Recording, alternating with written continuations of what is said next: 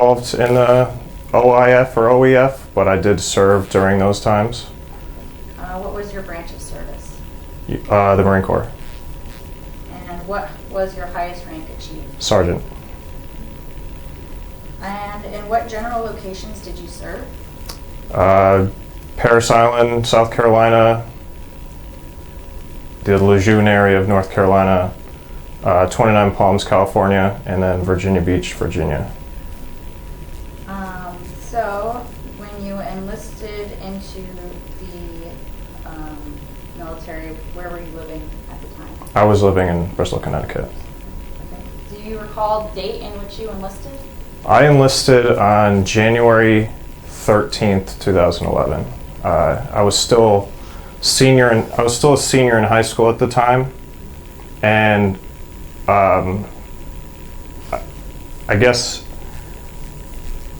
I didn't really know what I wanted to do after high school at that point, because I had taken the SAT, and I was like, I'm going to go to college, but then I realized I don't have any money for college, and I don't think I was going to get a scholarship with the grades I had at the time. So I figured I needed to do something, and some of my friends were joining the military, so I was like, I guess I'll do that. And then I asked a bunch of them, and the majority of my friends that were joining the military said they were joining the Marine Corps, so I decided to go with them to a PT function at their recruiter, and I ended up talking to the recruiter for quite a while. And then a few weeks down the road, I had to bring my parents with me to go sign some of the paperwork because I was still 17 at the time. So they had to sign for me to enlist because I was still 17. So that was... So how did you feel about enlisting? I guess it was just going to be an experience, because I was talking with the recruiter and talking with some of the veterans in the community. I learned that it was going to be definitely like a world-changing experience for me, because I don't have any. I have one cousin that was in the National Guard, and that's about it. And my grandfather was in the Air Force back in the 50s, so I don't have a huge military family to tell me all this stuff. So can you tell me about boot camp and the training experiences that you had? So I left for boot camp. I had to graduate high school before I went, obviously, but I had a full summer's break that you would normally get between going to school, and then September 6th, 2011 is when I arrived at boot camp in the middle of the night. I was already up for 24 hours prior to that by traveling there, and then I got there, and then you step off the bus, and whenever anybody talks about going to Marine Corps boot camp, they always talk about getting off the bus and then stepping on the yellow footprints, and how like weird you feel when you get there. And it's not it's not really regret, but it's also not really excitement either.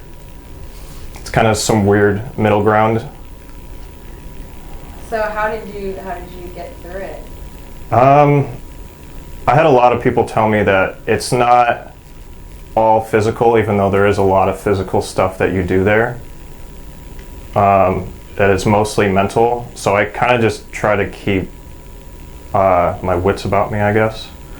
One of the things that you learn in not that you learn directly from boot camp, but kind of indirectly, is the drill instructors can't stop the clock. Like, time will keep going no matter how much they're ITing you or whatever it be. It's got to be over at some point. There's only 13 weeks in boot camp, so I mean, unless you get injured and then they drop you back and then you have to stay there longer. So I tried my best not to get hurt too bad or have to go to medical. Did you have any memorable experiences going through boot camp? I mean, it's all pretty memorable for how much it just was kind of intense. I guess the first night we were there, when we stepped off the bus, and we went through like did the phone call thing where you pick up the phone and you read this script on the wall, and your parents pick up in the middle of the night, and they don't know what's going on, then you just have to hang up.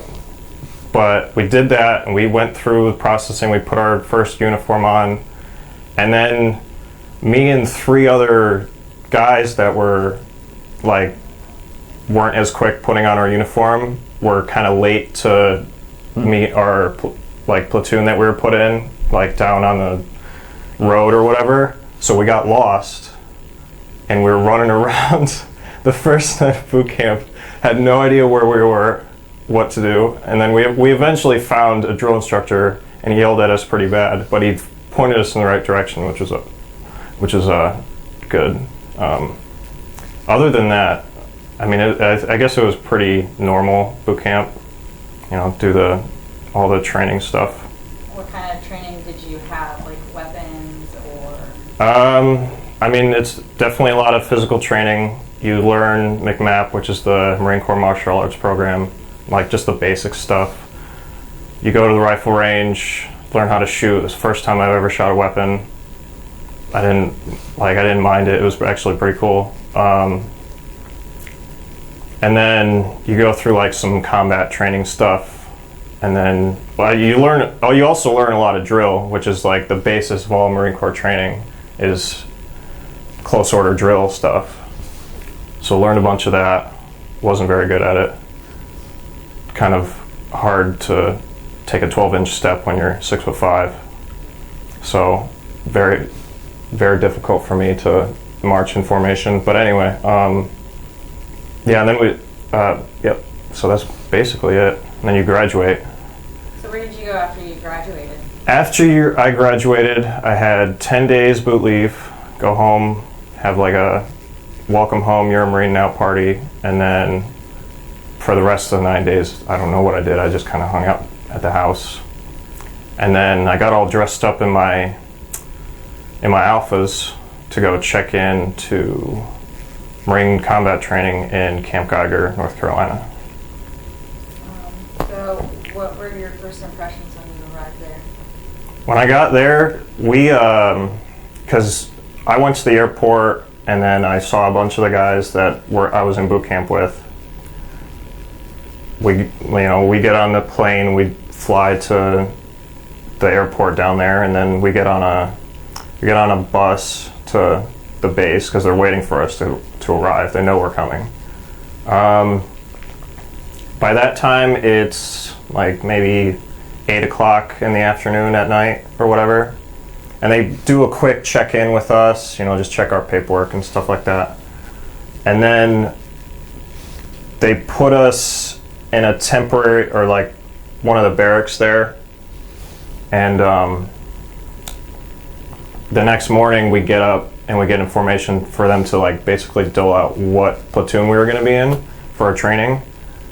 By the time, because I have a last name with C, so I figured I would, it's alphabetical. It's not. I don't know how they do it. But all of the training companies filled, so I had to wait along with maybe like 100 other guys and girls too, for the next training cycle to pick up in 2 weeks.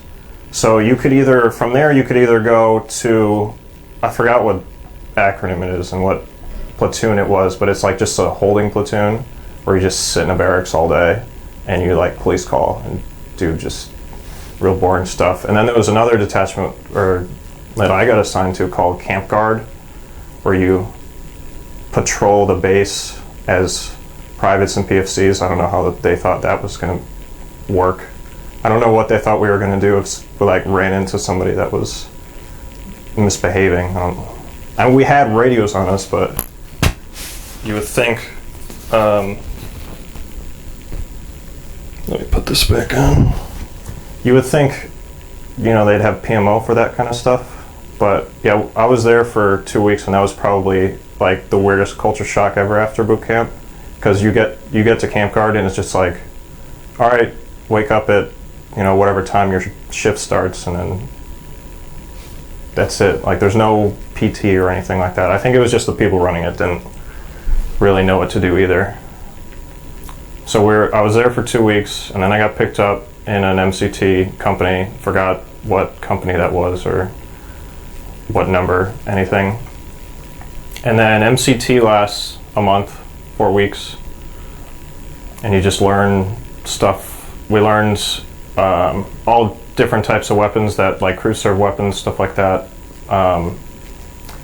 The M240 Bravo, the probably not saying that right.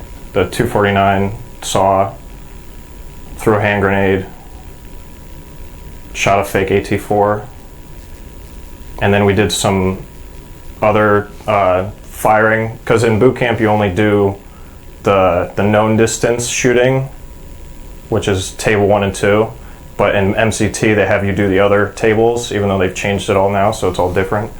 They had us do like the unknown distance and the night fire stuff.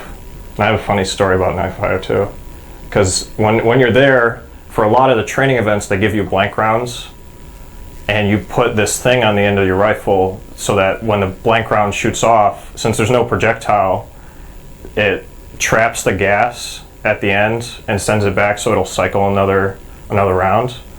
Well, we were doing a night fire, and we had NVGs on with the laser pointer thing to basically learn how to use that. And so we all take they're called BFAs, I forgot what it stood for, but we take these things off and we're shooting live rounds at the targets, and all of a sudden you hear this like bang, like loud bang, and this like bright flash in your NVGs. Somebody had left their BFA on and they shot it with a real round and it exploded. It's so funny. The instructors are yelling so loud. It was great.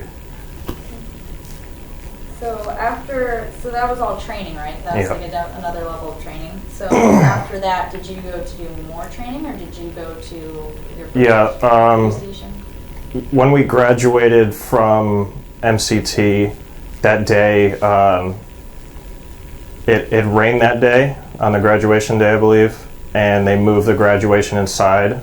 But I never got to see it because me and a bunch of other guys that had to go all the way across country for our next training school had left earlier that morning. So even if my parents had come to that graduation, which, I mean, they didn't anyway, they wouldn't have seen me there because I had to leave early.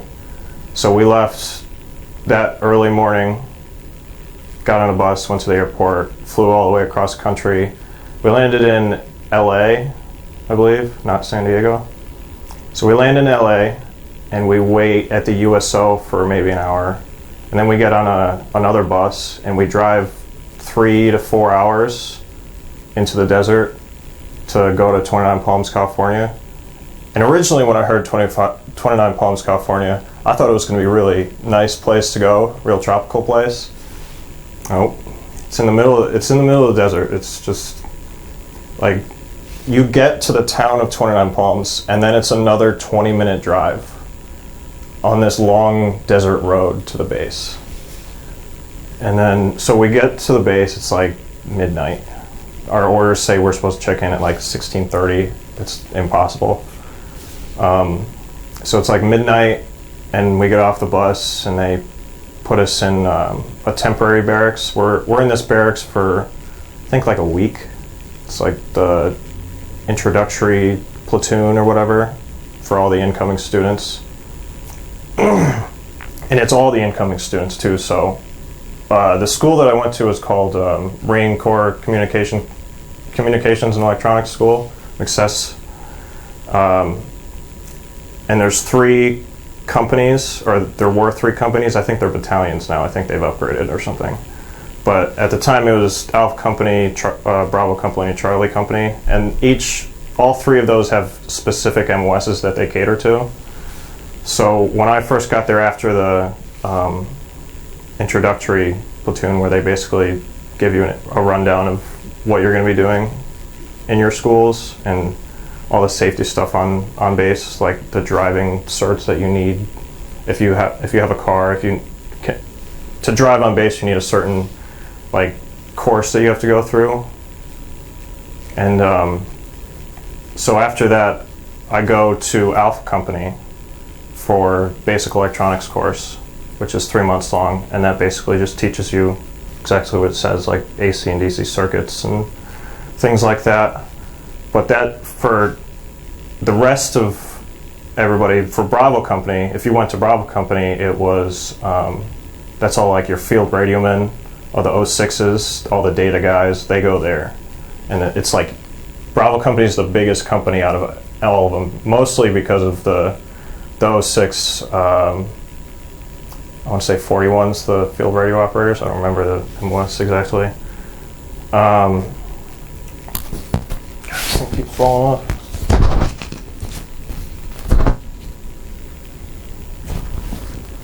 So I go to Alpha Company, and we're at BC for 3 months, and then they split us off.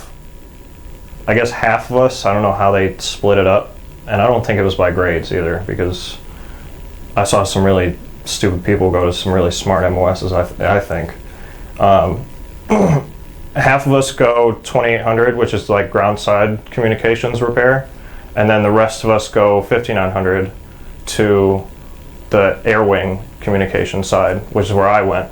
And when you go 5900, you go to Charlie Company, which is the smallest company in McSess. So we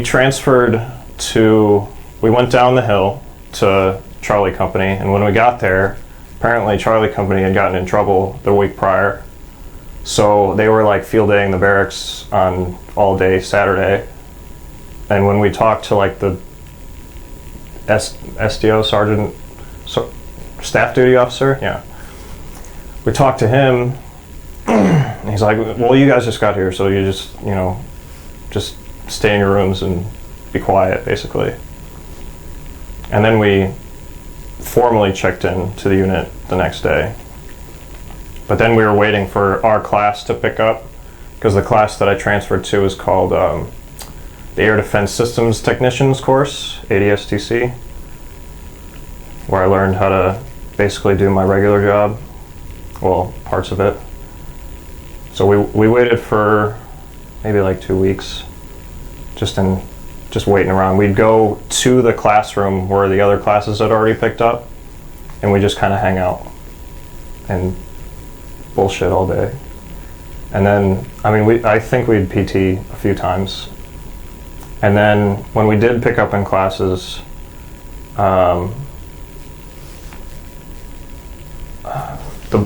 there's this part of the building where it's just a big, like, vault, basically.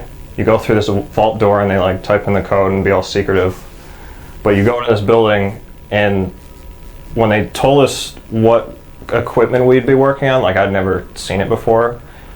The equipment we initially learned how to fix and everything, they basically just look like giant green shipping containers. And that's it. There's some stuff on the sides, but they look like giant, ugly green shipping containers. But then you walk inside, and it's just all battleship gray, like toggle switches and everything. It's like, I'll never learn what every single one of these switches do. There's no way. There's way too many switches in here. But that was that piece of equipment was the old gear that they were starting to get rid of. The new gear, which was across from that, was like these smaller tan boxes that are supposed to go on the back of Humvees, but since we're in the vault room, whatever, they just put them on the floor. So our class was the first one to learn what that was. And the older boxes, those are called Tactical Air Operations Modules. Real old, like 80s or something like that. And then across from that is the MTAOM, the mobile version of that. So just tack another M on the front and call it a mobile version. So we were the first class to learn that. We were in that course, I want to say 6 or 7 months, and then we were over in November. And then you went to your first, you were done with training, done with all the classes and stuff? You went to your first? Pretty much, yeah. So somewhere in there I picked up somewhere in Alpha Company I had picked up PFC, and then the day before I graduated from Charlie Company I picked up Lance Corporal, and then I graduated. So I had to get all my uniforms like changed over, even though I wasn't the rank at the time. So I tried to take enough leave after that, because it was November at that point. I tried to take enough leave to be home for Thanksgiving. Couldn't actually do it because I needed like 22 days to be home for Thanksgiving. Only had 20, so I took all 20. And then, so my family just had Thanksgiving 2 days early that year, which is kind of nice. And then I left and I went to go check in for Virginia Beach.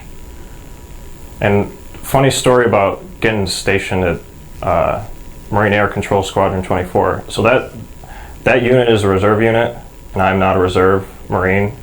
So when I was in the schoolhouse and they figured out where I was going, they were like, there's no way he's going there. They don't send fresh out of the schoolhouse Marines to a reserve unit for I&I duty. So they had to email the commands and the monitor, the person who decides where people go. It's like, are you sure we should send this kid there? And he's like, the monitor, whoever they talked to, was like, yeah, send him. Whatever. What base was this? Because I know there's a few different ones. So it's an annex. Well, it's a little weird because Max 24 is like off on its own, kind of. It still belongs to NAS Oceana technically, because there's Oceana and then there's like the Dam Neck Annex, and no one really knows where it ends because you have the Secret Squirrel base with the SEALs on it, and then the main base like down here, and then on the most northern tip, I guess, is where Max 24 is. And you have to go all the way, because when I lived there, I lived in a Navy barracks and on Dam Neck, and whenever I had to go to work, we couldn't go straight there, like through the secret compound. We had to go off base, go through town, and then go back on base. So was that the last place that you served at, or did you go anywhere else after? That is the place. That is my only duty station. I was there for 3 years until the end of my enlistment. But I mean, while I was there, I got to go a bunch of places, TAD. But when I checked in there, you know, like for all the other places I had checked in, like all the training places, you're with a bunch of people, or at least 2 or 3 maybe, right? I was the only person that got stationed there out of my class. So everybody else got to go like transition to a new unit with somebody else that they were familiar with, and it was kind of like easier on them. I was the only one going to that unit, so I was like, I don't really know what to do. But I mean, my staff NCO who picked me up from the airport, you know, he explained everything to me. He's just, he was like, on Monday when you go to check in, because I had gotten there, I think on Thanksgiving, or like the day after or something like that. And he's like, well, nobody's at the command because it's a holiday, so you're not going to check in until Monday. And then my corporal, my soon-to-be direct NCO, drives me to because I didn't have a car at the time, so drives me there and is, you know, taking me through the check-in process. And got to, the sergeant major we had at the time, he was on, I don't know how long he was there for, maybe like half a year while I was there. He was a really like awesome sergeant major. Like after he was gone, you really recognize like how much he, I guess, commanded the unit. But he asked, because when you go check in with him, he just asks you the weirdest questions, just kind of like throw you off and see how you handle it. I thought it was just a little off-putting. It's just like, what kind of question is that? So you mentioned that you had gone to UI or TAD to a few other different places. So the first TAD that I did while I was at that unit was in March of that year. Yeah, March or April or something like that. and it's called, there's this exercise out in Yuma, Arizona called the Weapons and Tactics Instructors course, and it's a course, from my knowledge, for officers to like kind of plan a huge like battle thing, like war games type stuff or something like that. And a bunch of units go out there to train and be a part of this exercise, and ours was one of them. So we go out. First we sent an advance party to like go pick up all the gear and bring it to our first site or whatever it is, and then the rest of us head out there, and we land in San Diego, and we take another 4-hour bus trip into the desert. We completely pass the base, MCAS Yuma. Don't even stop there, just keep going into the desert. And then I don't know if like the bus driver was contracted by MOTS 1, the like training commands that runs the whole course, or if he was just like some bus guy that first time contracted. Because when they like our officer gave him the address, it's just in the middle of the desert, and he's just driving this coach bus over like dry lake beds and stuff to get to where it is, and he drops us off in the middle of the desert, and then like, all right, see ya. Driving back over the dry lake beds, middle of the night. Yeah, and when we got to our first site, the only two things they had set up, the advance party was like 2 building tents for us to sleep in that first night, and then the next morning we set the rest of our site up.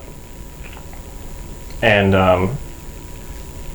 it was hot that night, especially in the tents. So most everybody moved their cot out of the tent and just slept underneath nothing, because it was so hot in the tents.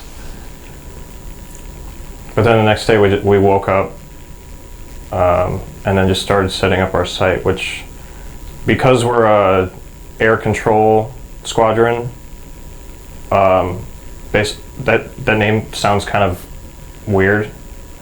We're a squadron, but we don't have any planes or helicopters, so we just do air control. So we have a radar and some computers and some radio stuff, and we set up, like an operations facility in the middle of nowhere, and then our operator section kind of sits on the computers and radios and controls aircrafts.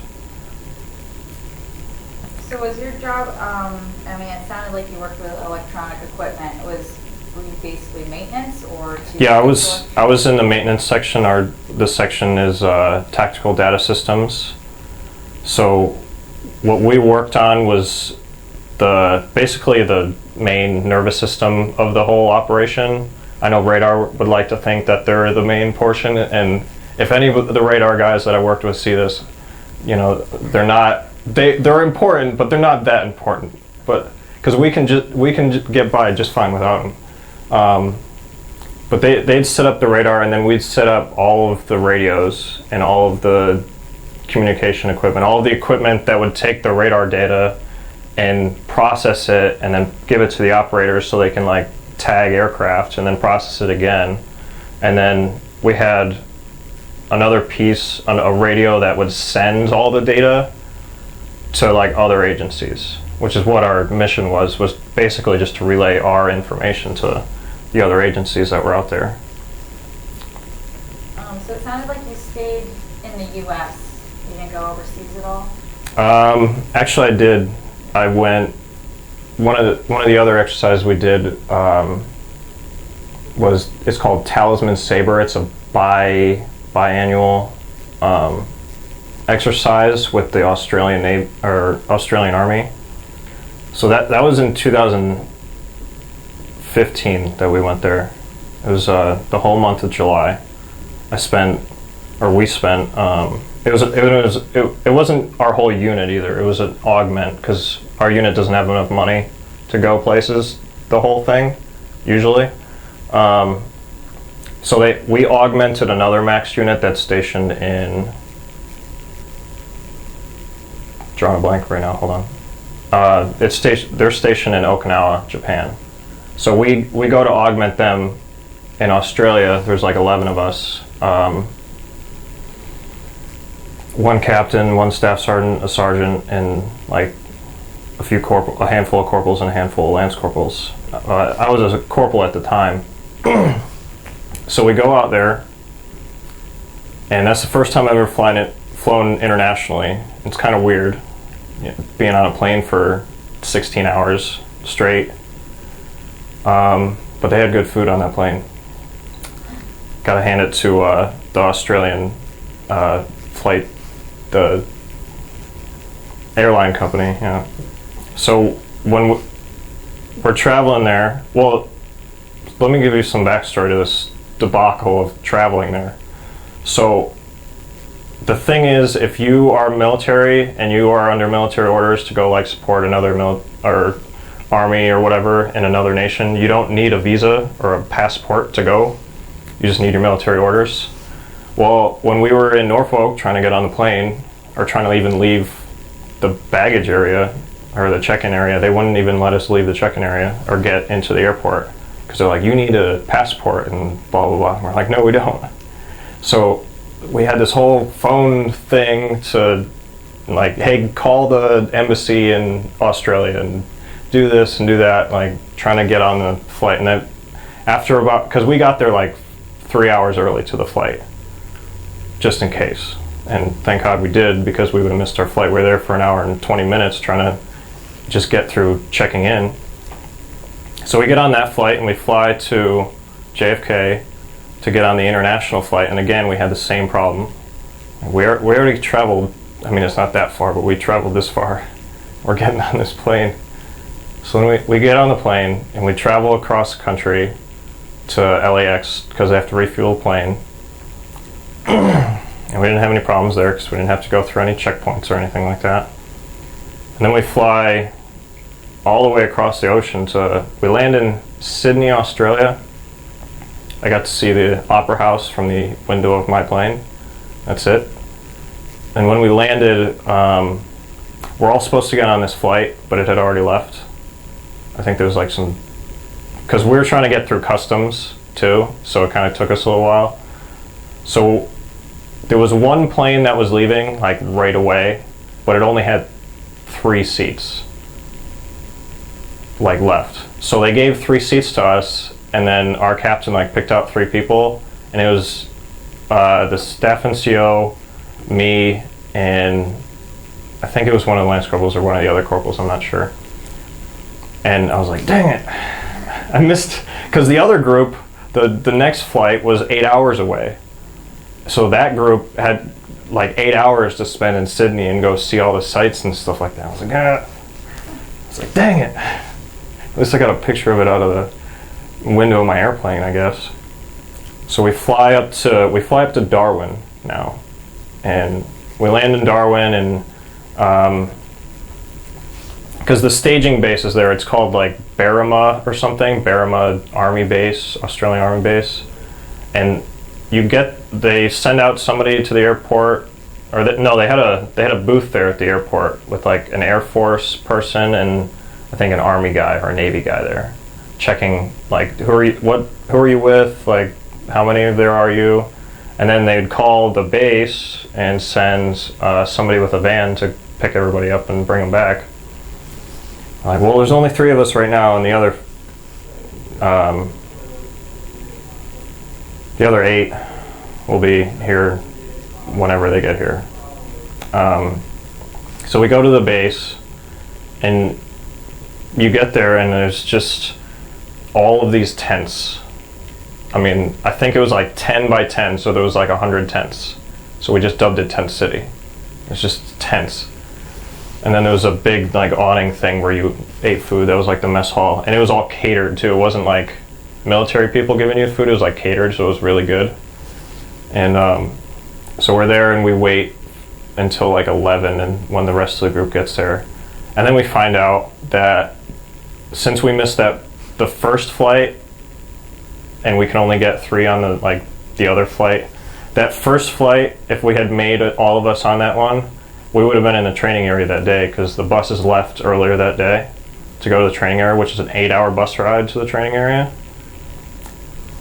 So we find out that the buses had left us behind, and that the next like bus convoy out there was in 7 days. So we would have spent a week, like 1/4 of the time that we're in Australia all together, just sitting in Tent City. I mean, we did get some limbo, and the gunner sergeant, the Marine gunner sergeant that was like in charge of all the Marines in Tent City, just like scheduling when they're leaving and whatnot, who's there. He said, you know, I'll try to hook you guys up with getting out there some which way or the other. So we're like, all right. And we get some limbo while we're in Darwin. So we all get, well, we don't get bus passes, but we get money exchange. We take the bus into downtown Darwin, and Darwin's just beautiful. Like, it's awesome. You go out to the waterfront, and it's all enclosed waterfront because Australia's really dangerous. There's snakes and sharks and stuff like that. But it's just beautiful. It's beautiful down there. So we spend, I think we had like 3 days limbo. We spent the 4th of July in Darwin, and they love Americans, or as far as I'm concerned, they really like Americans in Australia. So we were like, people were buying us drinks and stuff, and they're like, why are you guys like all rowdy and stuff? It's like, it's our Independence Day. And they're like, yeah, you know, they're partying up with us. And then we get that night, we're all, I mean, we weren't supposed to drink that much, but we were supposed to get back by midnight or like 11:30 or something like that. So what our captain said to be back by our curfew. So we do get back by that time, all of us safely. But we weren't in the greatest of, we didn't have all of our faculties about us at the time. So we're all in the tent trying to not seem so intoxicated, trying to like just keep it down. And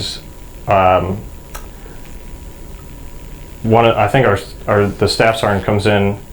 He's like, well, I'm glad you all made it back, because at 07 in the morning we need to pack all of our stuff up because we're getting on buses, we're going to the airport, because we're getting on a helicopter and flying to the training area. And we're all kind of like, oh cool, we get to go to the training area. We're also like, we're gonna be really not feeling good tomorrow to be riding on a helicopter. But I mean, we all wake up and we all, you know, eat breakfast, because if we didn't, we'd feel even worse. And then we get on the buses, we go to the airport, and we're at the airport trying to just keep it cool, I guess. And they said we'd leave at 8 in the morning, or not, maybe like 9. But the helicopters, like, there was problems with them or something like that, and they had to take another group of Marines to the ship that was off the coast. So we're at the flight line for hours. We're there all day, and then at the last possible moment, because they're like, if we can't get the helicopter fixed by this time, then you guys have to go back and then try again tomorrow or something like that. So they got the helicopter fixed, which I was still a little scared to get on a helicopter that they had just repaired. But we get all our stuff and we put it on the helicopter, and then it was the first time I ever flown in like a military helicopter, and it's just, they put the earmuffs on, it was just loud and hot and it smells terrible. But we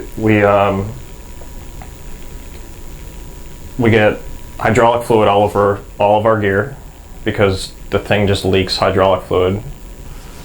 And then we land in the middle of the desert, in the middle of the Australian outback, in, I think it's like the Bradshaw training area in Australia. It's in the Northern Territory somewhere. And you look in any direction and there's just like the bush, as they call it, just that scrub grass. Like, there's nothing anywhere. There's no civilization. It's just, you land on this air base. It's just a strip of dirt cut out of the forest. That's their airfield. And then we get in a truck. One of the Max 4 drivers, the truck drivers, comes, picks us up, and we go to like the main part of the training area where like there's permanent buildings and stuff like that. and we eat some food, and then we get back in the truck and we go up. We leave the permanent part of the base and we go up some highway and up some hill, and it's bumpy and whatnot in the back of this 7-ton, and then we get to the site and it's like pitch dark because there's nobody brought like light poles with them or anything like that, and we kind of just get off the truck and meet the people that we're going to be working with for the next 2 weeks, and then we go to sleep. And then from then on, it was just pretty much another normal TAD trip to do field job. Just because our job is maintenance on the communication equipment, so whenever it was pretty much just on all the time, and if something broke, you just fix it. Did you go TAD anywhere else? So besides, I went to WTI the one time, and then later that year, 2013, I went back to Yuma for like a training thing. And then December of that year, I went up to the Great Lakes area, because that's where our group command was. Marine Air Control Group 48, for another training thing. And it was awfully cold there, because we stayed in a hotel. We were only there for like 4 days or something over a weekend. And when we got like the second day we were there, it snowed like maybe like a foot and a half. But they were like, "Yep, we're still training today." Like, but I remember it being so cold up there, and the Navy boot camps up there too, and we'd drive past that like every day, and we'd see like the Navy recruits out there and like their scars and stuff, and they're like marching. They look so miserable.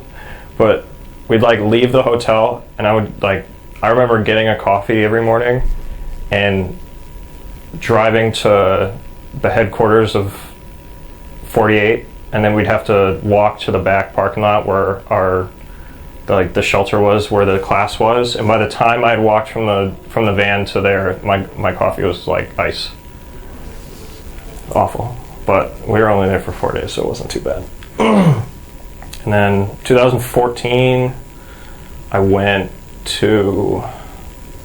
got to go to Fort Bragg for, hold on, I have exactly what it's called. It's called Multi-Tactical Data Link Advanced Joint Interoperability Course. MAGIC for short. Everybody just calls it MAGIC because nobody's going to ever remember that. And that's basically, it's exactly what it says. It's a data link course. So that radio that it talks about that sends data, like that's part of it. They talk about that. And you don't become an expert in it because that class is like pretty hard, and there's a lot to remember. I did okay in that class. It's a 2-week course, and you just learn all about data links and the capabilities and the theory of it. The theory's awful. It's like gibberish. Don't remember any of it. I remember how to read the message formats, but that's about it. That's when I got promoted to corporal. I was there when I got promoted to corporal. Later, I think it was still 2014, I went TAD to St. Petersburg, Florida for a month. And that was like the most lax TAD I've ever had. That's the coolest thing. I wouldn't say the coolest thing, but it was definitely like the most different thing from what I would normally do. Because we went down there and we couldn't wear our uniforms because as Marines, we're not allowed to wear our uniforms off base. And we weren't working on a base. We were staying in a hotel, and we went to Raytheon to go help them test some new equipment that they were developing. And we did that for a month. That was a fun time. We just partied every weekend. And then 2015, went to Australia, and then later that year I got promoted to sergeant. And then the last thing I did, 2016, right before I got out, was we're supposed to go to another WTI and augment Max 1, which is out in Yuma. They're stationed there. We're supposed to augment them. And then at the same time, we're supposed to take our equipment and deploy it to White Sands, New Mexico to help the Army test one of their missile defense things. So it was kind of, they're like, well, we want you to go on this, but we also want you to go on this. And the way the scheduling worked, if I went on WTI, I wouldn't have enough time to come back and like do my checkout process to separate, because I would have separated like the week later that I came back. So they're like, that's not enough time. So they sent me to the White Sands thing, and that would have gave me 3 weeks. Gave me 3 weeks when I came back to when I checked out. But we went there, and we got there like the beginning of March and left the middle of April, so like 6 weeks. And that was like another different experience that I did. We went out there and landed in Albuquerque, and like we took basically almost our whole detachment out there, all of our equipment, or the equipment that worked and that they wanted us to help out.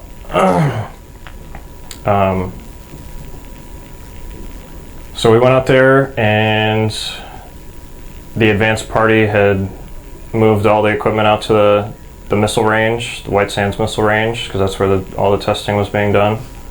And where we were staying, and this is kind of I guess it was an okay deal because of the way the hotels were working. So the closest hotel to where we were working was, by distance, it was in Sirocco or something, New Mexico, which was still like 45 minutes away drive from where we were working. And then, but the place that we got to stay, because those hotels were booked, completely full, mostly contractors that were also part of the test for the Army, was an hour and 20 minutes away in, believe it or not, Truth or Consequences, New Mexico. It's a real name of the town. It's weird. And I don't even think you could really call it a town. I mean, it's a nice place, mostly. Pretty small. Not much to see. New Mexico is actually kind of worse for sights than Arizona is, even though they're right next to each other. When I was in Yuma, Arizona, you could it looked a little bit nicer. There was stuff on the side of the highway. New Mexico, there's nothing on the side of the highway. Most of the exits are just truck stops. That's it. The best part is you can get from place to place faster because the speed limit's like 85 or 75 or something like that. So every single day, because we didn't stay at most of the time we didn't stay at the work site, first off, we had like 5 white transit vans or passenger vans, whatever. So we would take our fleet of vans from the hotel every morning. There was 60 of us. There was 60 Marines at this hotel. Like we weren't the only people at the hotel, but the other people in the morning would come down for breakfast and just see 60 Marines in their uniforms, desert uniforms, dirty desert uniforms in the hotel lobby eating breakfast, and then all at once we just get up and leave, get in our white vans and drive off. So it had to be weird for the other guests seeing us all there. But I mean, they didn't mind. And the hotel staff were definitely, tried to be as helpful as they could for us while we were there. Because some days we'd have to leave really, really early, before they put out the complimentary breakfast. And I think our OIC talked to the lady and was like, we're not going to be at breakfast tomorrow morning because we're leaving early. And she's like, so don't make a bunch of stuff for all of us. She's like, well, I just come in earlier, and so that was kind of nice. But so we go to the training area every single day, an hour and 20 minutes one way, an hour and 20 minutes the other way. And when we were coming back, both ways it was just pitch black because just how early it was. But it wasn't too hot in that desert, which was weird because it's a desert. It's mostly temperate, but it was just windy, and the dirt out there was not dirt. It was powder. So you'd step and this plume of dust would come up.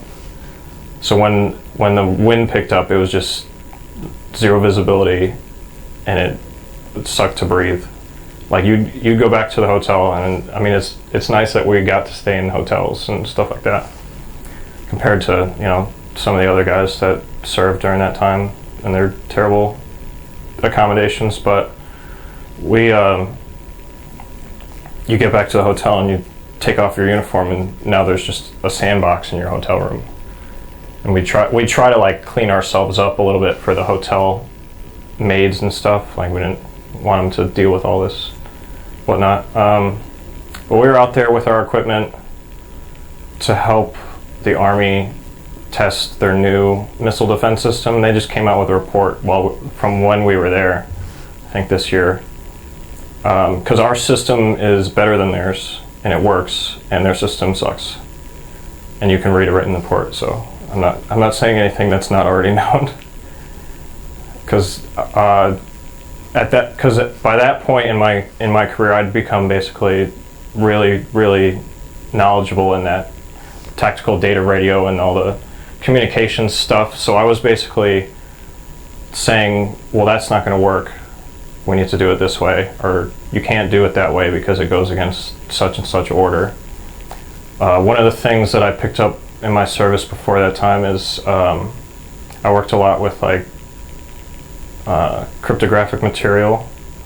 Like I didn't know what it meant, so I don't think anybody's going to look at this and say, well, he's giving away secrets. Like it's just a electronic thing in a computer, all right? But so I was it's called the electronic key management system, and then tech another M at the end for manager. So I was the EKMS like supervisor on site for our detachment, and I had all the crypto, and I loaded it like every other day or whatever it was for our communications, because it was a secure thing. But anyway, since their system was terrible, I would always have to give them crypto, and it was like, because the way their like crypto person worked, because they have a separate job for that. It's not a billet for somebody. They have a separate job for it, and there's only like one guy or two guys for the entire exercise. They would have to go to every site like individually and fill them with crypto whenever the interval was. So it was just inconvenient for them to travel this huge distance to fill this crypto that you needed at least every other day. And they needed to fill it every day because they would always turn their system off and it would just go away, because it's supposed to roll over into the next day. And so mad. So did you get any medals or citations? I mean, I just got the normal stuff. So I got the National Defense Ribbon, the pizza stain ribbon. I got the GWAT, Global War on Terrorism. I didn't get the expeditionary one because the unit I was at is not expeditionary. So that's like the dark blue one is the GWAT, and then the light blue one is the expeditionary one. And then I got a good conduct medal, which is like congratulations for staying out of trouble for 3 years medal. I didn't get any other medals. I got a meritorious mast for what I did at WTI, and then I got a certificate of commendation, which is, as far as I know, like one step below a Navy Achievement Medal, a Navy Marine Corps Achievement Medal in the hierarchy. I got that for a test event that we did at our unit in 2015 to test a new piece of equipment that Raytheon and the program office was working on. So, and they're also deploying upgrades to the MTOM, even though it was going away. They just do that kind of stuff to waste money, I guess. Hopefully they don't see this tape. And then how did you, I mean, it's modern times, so staying in touch with your family is pretty easy. I mean, particularly going overseas, was that? So staying in touch with my family, since I'm an only child, they would like to keep in touch with me more than I guess I'd like to keep in touch with them. Because like when I left, that's the first time I'd ever been like away from my parents for an extended period of time, like when I left for boot camp. And you know, it was pretty emotional for me for the first, I guess, year. Basically the entire time I was in training. So I would be on the phone with them like every single weekend. But then after that, when I got to my unit and I, you know, got a little bit older, didn't call them as much, so they'd call me like, how was your week? And like, the same as last week. So it was just, I didn't call them as much. And obviously Facebook for all my friends and stuff like that. When we went to Australia, a lot of people, well, not a lot, but a few people got a new SIM card for their phones so they could do international, so they didn't charge international. I know there was one guy, and I still think he's an idiot for doing it. He didn't get a card. I think he got like a plan, an international plan on his phone, which basically just he spent some money just to discount his international calls, and he called his girlfriend like every day we were there, except for when we were in the desert, because I don't think he got service. So for 2 weeks his discount didn't do him anything. Spent like $120 on this plan. I thought it was so funny though. No, I didn't call anybody while I was out there. I think I might have like used somebody's phone, or I used a landline phone or something. I know when I got there, I forgot to call my bank before I left to tell them I'm international, so don't turn off my card. Because I was spending a bunch of money out there on gifts and stuff. The new age is great for communications. Actually, when we were out there, even though we're in the middle of nowhere, we could get, the comm section was getting SIPR and NIPR, so secure internet and not secure military internet, over the SATCOM antenna. So they were pumping NIPR into the operations tent, and people were logging onto their Facebook in the middle of Australia. I mean, I couldn't because I didn't have a token for the computer, so. And then you said that, so in one part of Australia, they gave you good food, like catered food. What was the regular food? Oh, when we got to the training area, it was awful. Because when we go out to the training area, for breakfast, so somebody would go like 5 o'clock in the morning, drive a Humvee down to the main part of the training area, the training base part, and then go pick up the field rations, which is just like the big plastic containers full of food, I guess. And we'd get like mystery meat and eggs that were either way too runny or way too hard or just disgusting. And then we'd get burnt coffee, which was okay because it's still coffee, I guess. So that was something. That was the same thing we had at WTI when we got rations. And then for the other meals of the day, it was just MREs. And MREs are hit or miss depending on what you get or how old it is. Did you ever have any instances where you didn't have enough supplies? And how did you rectify those situations? As far as supplies go, I don't think it's... Some of our supplies would be... Because I know when we were at home site, it was a funding issue to get things, I guess, more or less. Because we would want like newer shelters, or we would want like, this breaks, can you send us a new one? But it would just take forever. Like, there's a piece of equipment that broke while I was there, like 2 years before I left, or a year maybe. Probably still broken. I don't know, they never told me, so I don't really care. Supplies wasn't really an issue, no.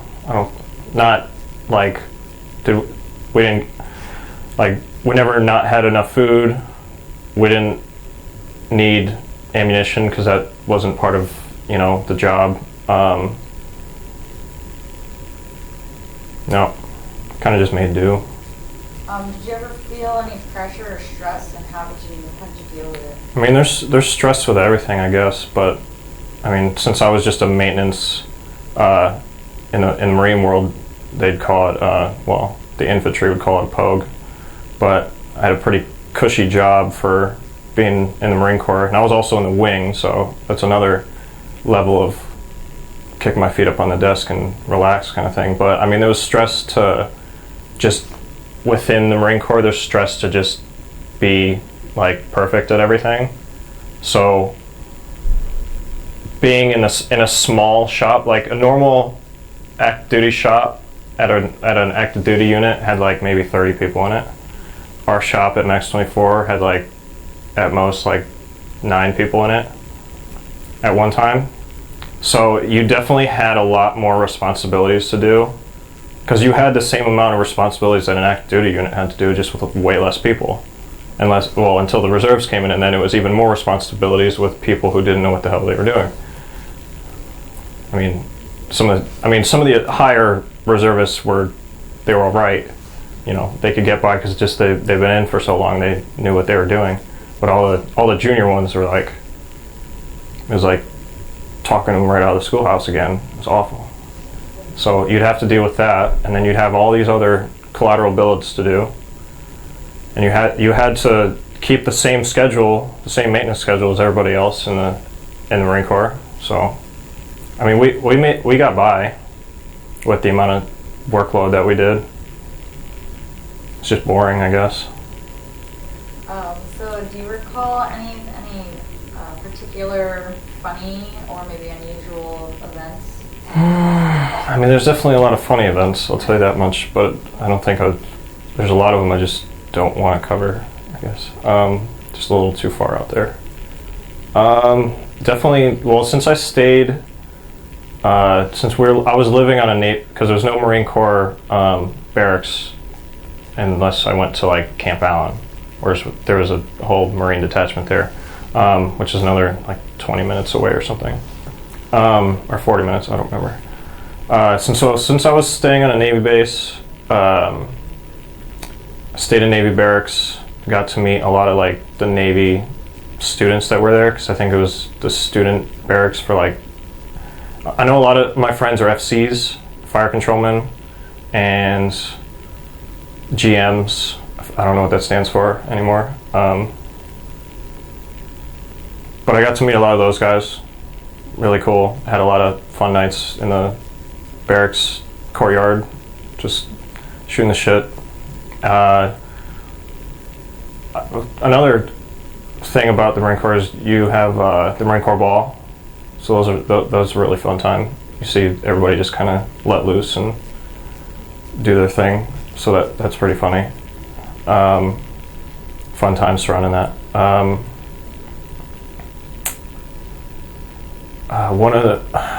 So we were supposed to go on this other exercise. We were supposed to go. There was this TAD that didn't happen. It was like 2014 in like June or something, June, July. We were supposed to go to Canada for Maple Flag. That's the exercise, what it's called. Like way up in Canada, in the middle of nowhere, again. But that was right around the time that Russia had annexed Crimea. So all the NATO countries, it was a NATO exercise in Canada, but since that had happened like so close to where they are, they didn't want to go to the exercise. They wanted to stay in Europe and, kind of monitor the situation with what Russia was doing. So they kind of ruined our going TAD to Canada for 6 weeks. So instead, the money was already allocated for us to go up there, for all the reservists to be, activated and come up there with us. So instead, they just came to the unit and we did training at home site for 6 weeks, just over and over and over and over again. Like the same training classes, just 3 times. But 2 things that came out of that was we did, it's called a mess night, where it's like a ceremonious thing for Marines, and you just do this like dinner basically, and you do all these wacky things, and you make people do like just weird stuff. You play pranks on people, but like in a ceremonious way. So it gets a little convoluted in that sense to somebody who's like never gone through that. But it was just so funny to see people do the most outrageous stuff. I had to sing because they found out on my mom's side I'm half Canadian, so they found out that they would always make fun of me from like being Canadian or whatever, just kind of like, what are you doing here, you a Canadian spy kind of thing. So they made me, somebody else that was like that, and then I think there was like 3 other people that were, you know, like half-blood Canadians or whatever. They made us like sing the Canadian national anthem during this thing, and we're all pretty intoxicated during this mess night because there's alcohol bound, and then there's 2 of them, right? So there's one mess night for one rotation of reservists, and then a second one at the end for the second rotation, and then the second one even funnier. And afterwards, we got permission from the reserve sergeant major to have a controlled bonfire on the beach, which in hindsight was not very controlled. I mean, a lot of people showed up, and it was on our beach, like right off the base. You know, pretty much from I think the sergeant major did show up to that. And it was just weird, you know. I mean, at the ball it's one thing, and everybody's in their uniforms and acting like nice, but there it was just like everybody's in hoodies and shorts and shooting the shit with each other. It's just weird. I don't think. I mean, there's just the everyday kind of quirks and inside jokes. And that's another way we deal with stress, was just jokes. Just humor all day long. And humor that nobody else would understand. So what did you think of the officers and other fellow servicemen? As far as officers go, I had pretty much all my officers were awesome. From all the way up to all the way down. When I checked in, we had, because for the detachment level, our officers were warrant officers, so they had been prior enlisted, and they were awesome, like super knowledgeable and everything. And they just, you know, they were tough but fair.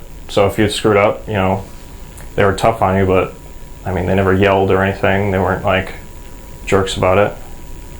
And then farther on down the line, we got a captain.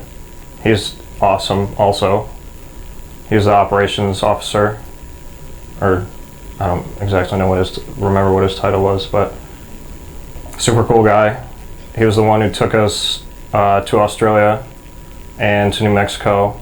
He was basically the one because he got to the unit, he saw how our op tempo was, and he was like, I'm going to change this, and we're going to go on more operations and things, and it happened. So that was really cool. And then like the CO and stuff, they were just, you didn't really see the CO at the detachment level, at our detachment, because we're only a half mile down the road from headquarters, but we don't like go up there all the time. But you know, he was all of them were, you know, cool guys. And as far as my peers go, you know, just I didn't, yeah.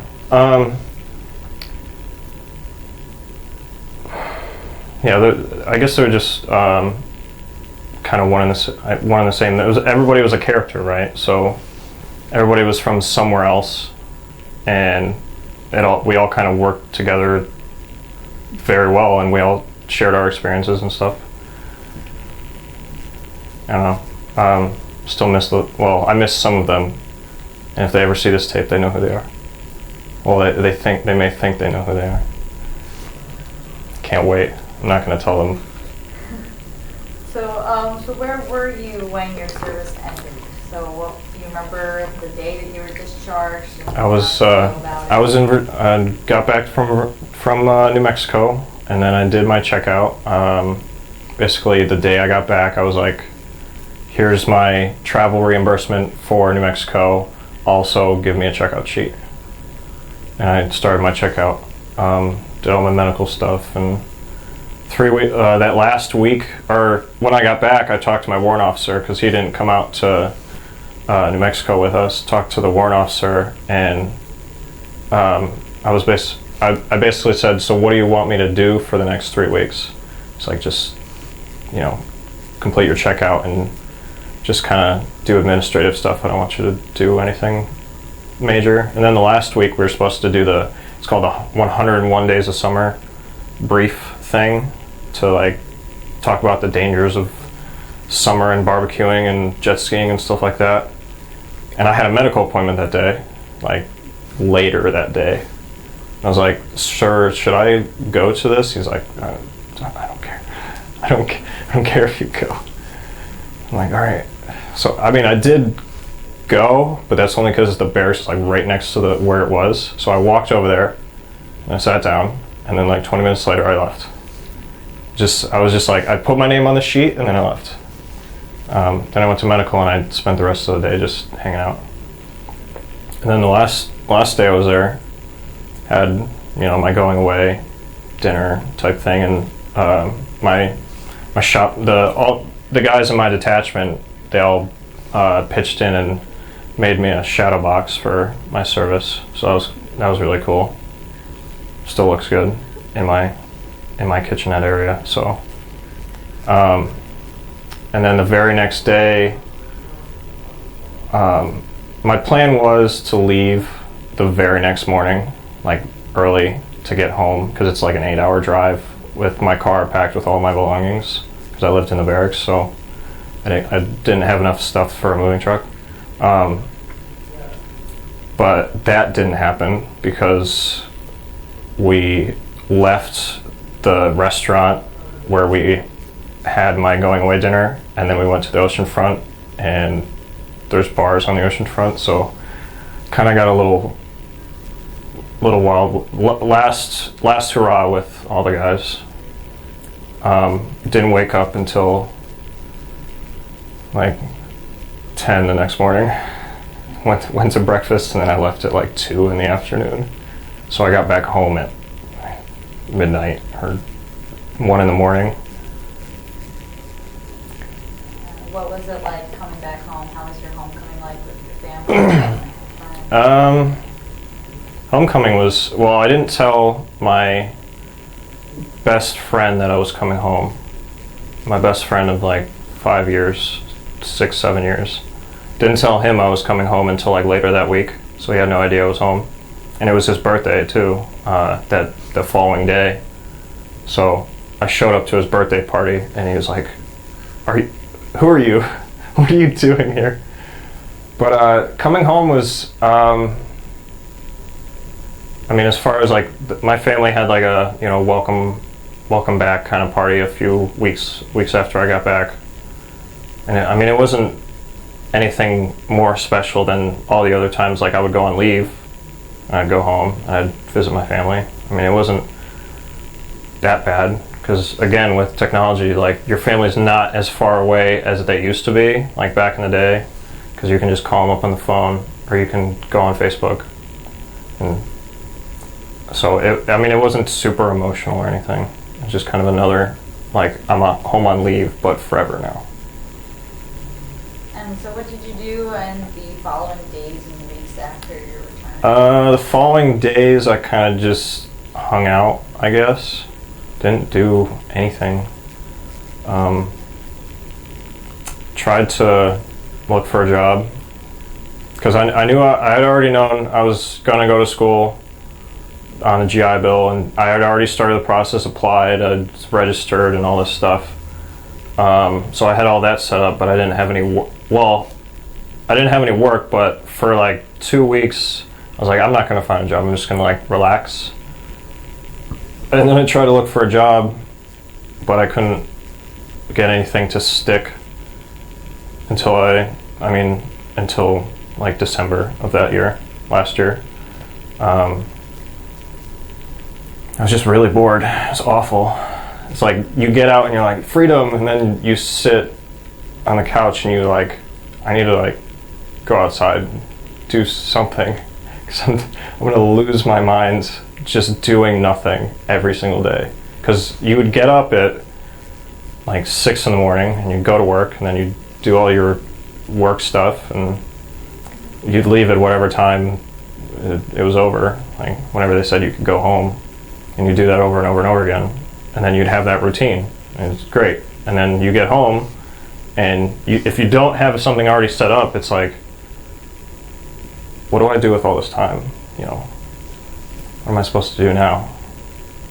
But then I started school, and it kind of got better. So you had friendships in the service, right? You're friendly with some people you work with. Did you continue any of those friendships? Oh yeah, in touch? I still, talk to the guys that I work with, call them up on the phone sometimes. Actually, they called me a few weeks ago for my birthday. I was sitting in class, and I got a phone call from one of my corporals. And I'm like, what the hell do they want? Well, actually, they've been calling me quite a bit, just asking me where stuff is, because I was the guy that knew where everything was in the detachment, basically. Like, somebody asked me where, like, hey, where's such and such a thing? I'd be like, it's on the top shelf in the drawer, marked with this, like, pinpoint accuracy type stuff. But no, they called me on my birthday. I'm like, shouldn't you guys be working or something? Like, it's 10 o'clock in the morning and you're calling me on the phone. Get back to work. No, and obviously with Facebook, still talk to all of them. Even the ones that aren't in Virginia Beach anymore, like the ones who've moved all over. So that's really nice. You went back to school, and you're currently still in school? Yep. What are you going to school for? For networking information technology. So kind of sort of the same thing that I did in the Marine Corps-ish. Because a lot of the military training that I got transferred into credits for college. So I looked at my transcript the other day, and even though I'm in the middle of my second semester of college, I'm already a junior in standing. So I don't know how they work that, but and whenever people ask me, I'm like, well, it's kind of a complicated question, okay? They're like, what are you? I'm like, complicated. And, so did you join any veteran organizations after getting out? I'm part of the student veterans organization at school. I mean, it's not really a membership thing. It's kind of just, hey, can I join your club? Basically, like, can I show up and hang out with you guys? I'm now part of the American Legion Post 209 in Forestville, Connecticut. That's about it for now. And how did your military experience influence how you feel about the military now? I definitely have a greater respect for what everybody does in the military, because it's definitely way different than normal civilian jobs. Like, just the way people interact with each other, like the respect people have for their superiors or their subordinates, like both ways. And then just the way people work together better. Otherwise, like in the civilian world, people maybe just don't even talk to each other, or because I definitely miss the guys that I work with, just the inside jokes that we'd have and all that fun stuff. And then I definitely have, even though I was in the cushy part of the Marine Corps, I definitely have a great respect for all the guys that went over to Afghanistan and Iraq, because Iraq was over by the time, or the deployments for Marine Air Control Squadrons was over in Iraq by the time I enlisted. And then we were supposed to go, when I got to my unit, they said we were going to go to Afghanistan even just to do the cleanup portion of it. That got taken away because money. So, yeah, I know. I mean, I know guys that went to Afghanistan from other max units that I went to the schoolhouse with. So, I mean, I'm a little bit jealous that they got to go. To a little bit guilty that I didn't go. You know. And how do you feel that your service and experiences have affected your life, if they have? I mean, basically, they've shaped my entire adult life because I enlisted before I turned 18, and then I went my entire young adult life from 18 to 23 was Marine Corps inspired. I mean, that's what I was doing. That's what it was. So I still try to do the same kind of level of work from the Marine Corps. So I mean, I try not to slack off. Like I notice when I'm slacking off, and it's like I'd like to take a break and kind of take it easy, but it's kind of hardwired now. I definitely am more aware of like how I present myself to other people. So like if I walk into I know people are gonna give me they're gonna make fun of me. They're like, I still don't walk into like the mall or the grocery store like wearing basketball shorts and like a t-shirt. Like I'm still wearing like pants and a belt and all that stuff. Oh, they're gonna give me shit for that, but it's just, I don't know, it just feels weird to do that kind of stuff. I haven't grown my hair out long because it just feels weird. Get a haircut at least once a month because it just bothers me. Yeah, so hopefully, I mean, in the professional world that helps. So hopefully I can hang on to that until I can get a job and I'm there for a few years, and then I can start slacking off real bad. All right. Is there anything else that you would like to add that has not been covered? No, I just want to say that I had a lot of like really good mentors in the military, obviously, because it was, you know, my young adult life, and like not even just Marine Corps wise, it was like personal, like life lesson wise, like a lot of great people that I met and taught me a lot of stuff. So, yeah. All right. Well, thank you, Owen, for sharing your story with us, and thank you for your service. Thank you.